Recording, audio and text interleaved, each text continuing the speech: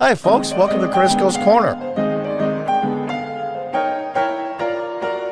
Welcome back. And those of you that are new, welcome. In the last couple of days, I haven't put out many videos because I've been really racking my brain trying to figure out for the year of 2022 who are the biggest holes in the United States when it comes to politics, culture. And there's such a huge list. It's kind of like having at the Academy Awards, 46 movies for Best Picture. And I'll pick a short list and then I'll cross it off. And then, whoops, there it goes. Yep, my brain stopped. And I'll pick some more people in Hollywood. There's scores of them. Mainstream media, there's scores of them. In Washington, my God, there's thousands. I mean, how do you begin to even pick what I consider the holes of the year are? Boy, it's tough competition out there, folks, but I'm doing my best. And after much soul searching and just putting evidence together, I pick a group of people. The January 6th Committee is my official winner of the holes of the year. Yeah. Let's hear it for them. Boy, I'll tell you, it's tough competition, but they managed to pull it off. Now, let's check out an article here considering what the last official duty of the January 6th Committee is. And just those of you that are considered subscribing, think my content is worth subscribing to, please do. And those of you out there that are subscribers, please check your subscriber status and your notification status, because people are getting unsubscribed and their notifications are being changed as well. So let's look at the latest and last of the official holes of the year. Whoops, there it goes. Yep, my brain stopped. From PJ Media, the January 6th Committee withdraws its subpoena for Trump. Yeah. Their last official duty, what I consider the holes of the year. Let's read on. God, people consider Washington now like a bad movie, but even a bad movie isn't as bad. Donald Trump will not have to appear before the January 6th Select Committee. No kidding, do you think? On Wednesday, the committee, blessed by its name, withdrew its subpoena for Donald Trump. Looks like they are finally wrapping things up. Well, yeah. Except for the movie and the RPG game. Now, I made that stuff about the movie, happened to be in the article here. It'll do really well, about as well as AOC's climate change movie. What did it get, $80,000 nationwide? CNN notes the Select Committee Chairman, Democratic Benny Thompson from Mississippi, notified Trump's attorney via letter.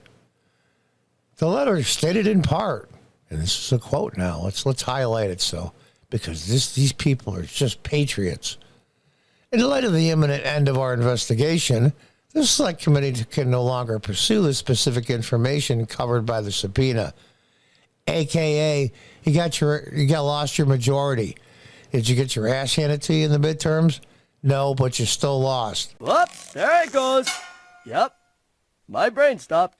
Whether you lose by 25 points in the Super Bowl or whether you lose by 1, you still lose. Therefore, through this letter, I'm hereby formally withdraw the subpoena issued to former President Trump and notify you that he is no longer obligated to comply with our produce records in response to said subpoena. Let's give that one more little shout out. Yeah. We got our pound of flesh. We did what we could to make the midterms as close as they could. I got to tell you something truthfully. They were successful between their propaganda campaign and the RNCs just cluster blanking everything. Let's read on. This does not mean that Trump is off the hook. Dun, dun, dun. He has been referred to by the committee to the DOJ on 4 criminal charges related to the incident. Let's see. Let's see. I'm not going to read this whole article. You get the gist of it. Let's see if the DOJ and Merrick Garland, who he considers he got screwed out of a Supreme Court seat, let's see if they have the balls to issue criminal charges and a warrant for a former president of the United States. All hell will break loose. And here's the other thing. As these so-called hearings, we'll see how they go in Capitol Hill next year on the Republican side, and they start uncovering evidence, and they issue subpoenas to appear to testify, and maybe even warrants for criminal charges. We'll see what the DOJ does if these people don't show up or they'll ignore warrants. That's when the system will really break down. That department is reportedly benign Trump as part of its own investigation. Dun, dun, dun, dun. Nevertheless, Trump is counting it as a win. He took to his platform, Truth Social, and stated, was just advised that the Unselect Committee of Political Thugs has withdrawn the subpoena of me concerning the January 6th protest, and I can't read the rest because this is a website. They probably did so because they knew I did nothing wrong, or they're about to lose in court. Perhaps the FBI's involvement in rigging, and we'll leave the rest of it blank. In any event, subpoena is dead. Now I'll read this paragraph, and then I'll do a little short synopsis about what I think's going to happen. But I love this. I would like to think that we're getting to the end of the J6 saga.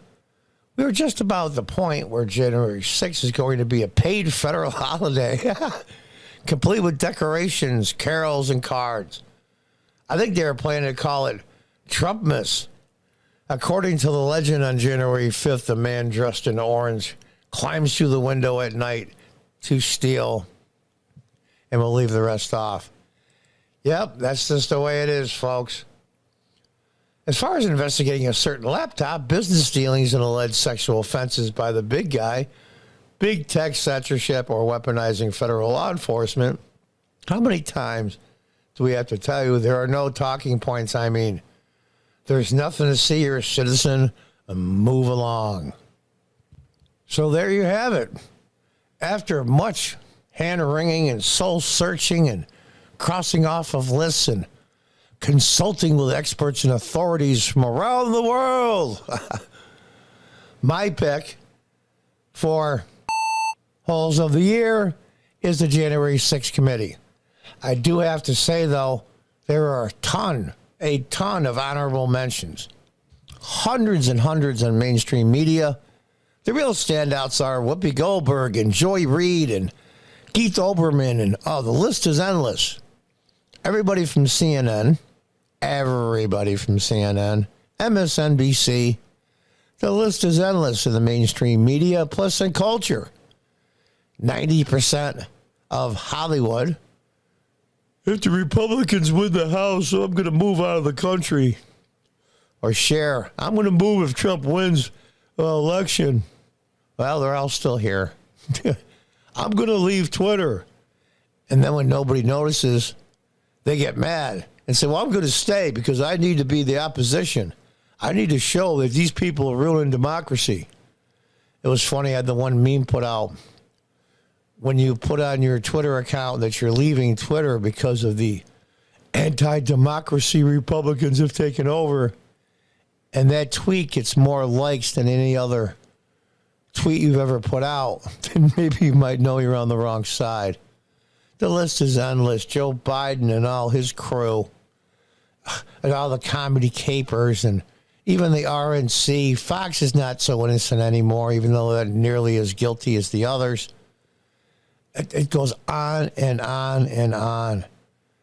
It's just like a huge 1,000-page book filled with B-movie actors just waiting to get their time to be in the sun. I don't know how else to explain it. So we're going to have to see. The next 2 years are going to be fascinating for guys like me, political junkies.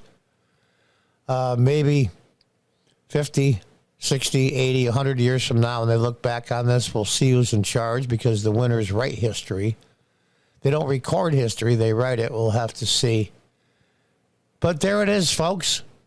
My pick for Holes of the Year goes to the January 6th committee.